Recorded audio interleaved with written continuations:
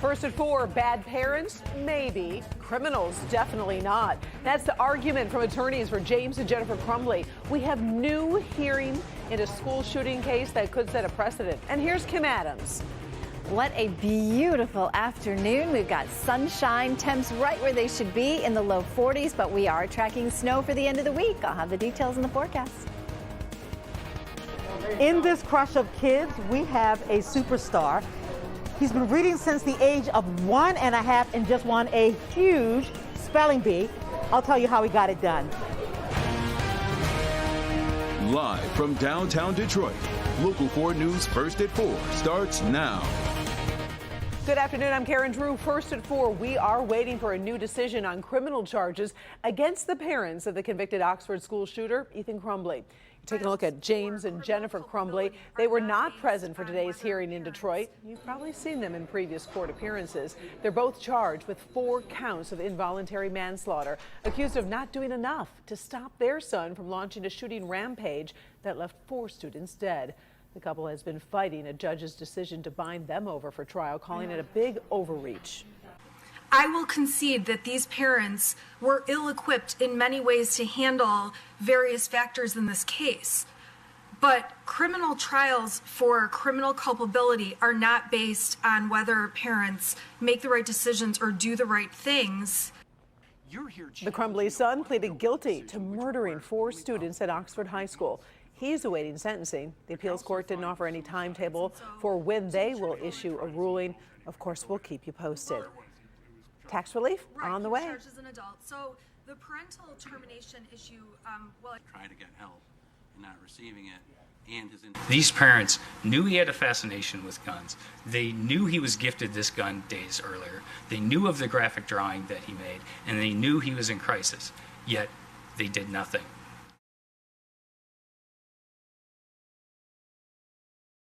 All right, you're hearing from the Oakland County Prosecutor's Office team on that case. As we have said, the Crumbley son pleaded guilty to murdering 4 students at Oxford High School. He is awaiting sentencing. The appeals court didn't offer any timetable for when they will issue a ruling. We'll be following that case closely for you.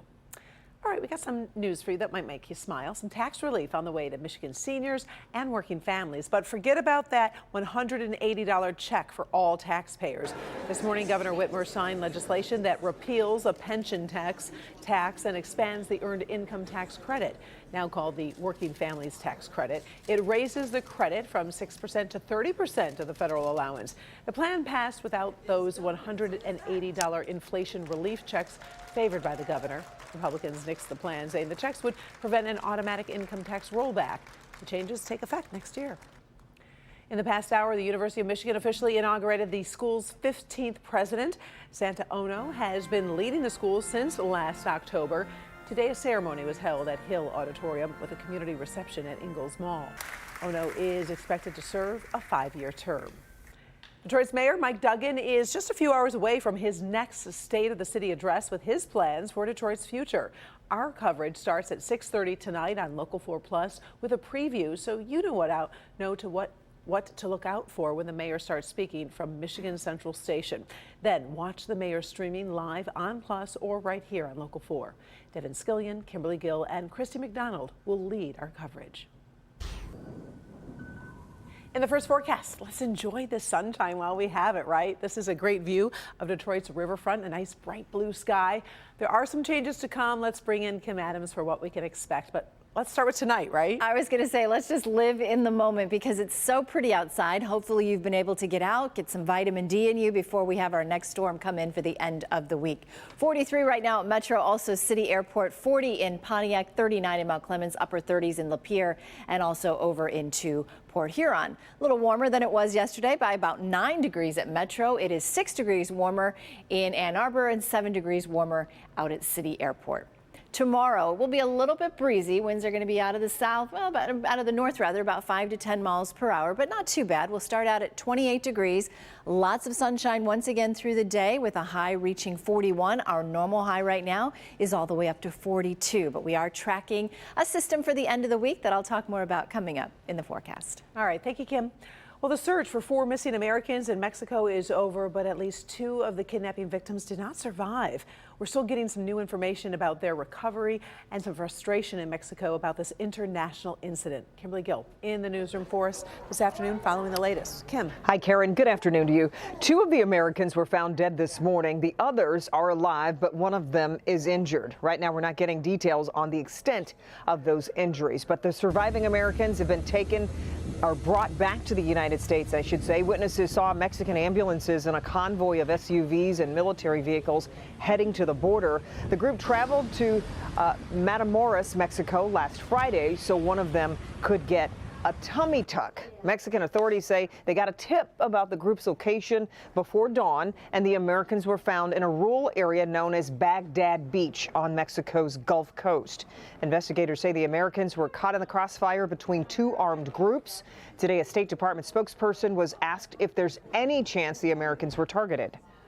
I understand we may have more to share from the FBI at the appropriate time, but from the Department of State, it's important for us not to impinge on investigative equities, especially in an investigation like this that implicates the kidnapping of 4 Americans, the death of 2 Americans, and 2 Americans who survived what, by all accounts, must have been a traumatic and harrowing experience.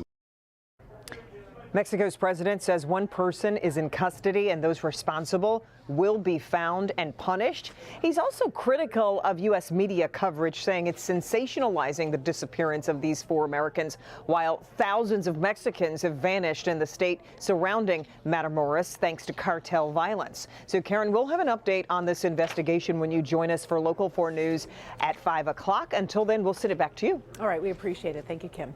Well, the chairman of the Federal Reserve is warning us to look out for a bumpy road when it comes to fighting inflation.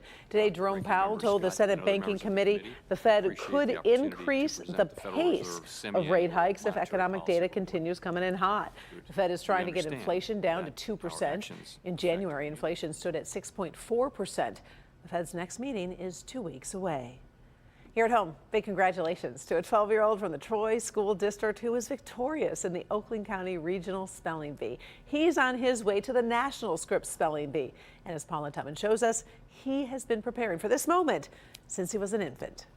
So many of us are so completely enthralled in spelling bees. This young man, he's been preparing for it almost all your life, right? His name is Aryan Kadkar. He's 12 years old, and he has had a love affair with words his entire life. I was probably 1.5 years old, probably reading an ABC book or something. I was able to read magazines about when I was 2.5 years old. The Baker Middle School 7th grader from the Troy School District has entered many a spelling bee in his life. But this Saturday, Quiz. Q-U-I-N-C-E.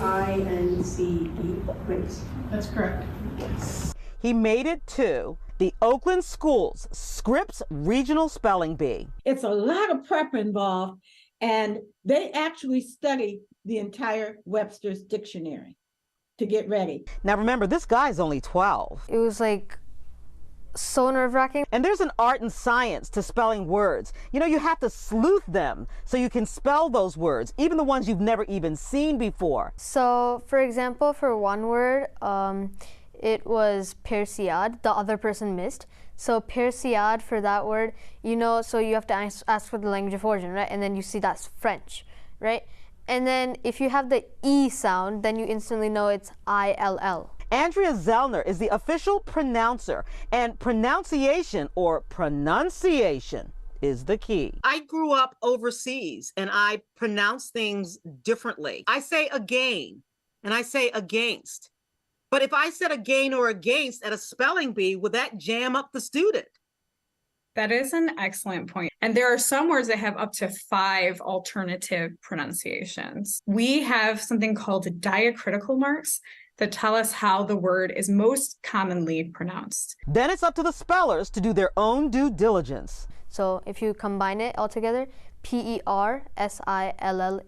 71 students from all over Oakland County.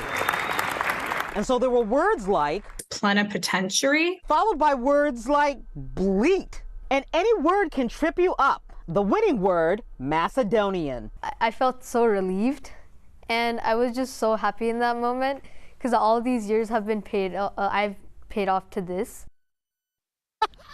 I love this kid. Okay, next stop, the D.C. area. It's actually in Maryland for the Nationals, where there'll be about 200 kids from across the nation. That's in May, and I've asked Ariane to make sure he remembers us when. Karen?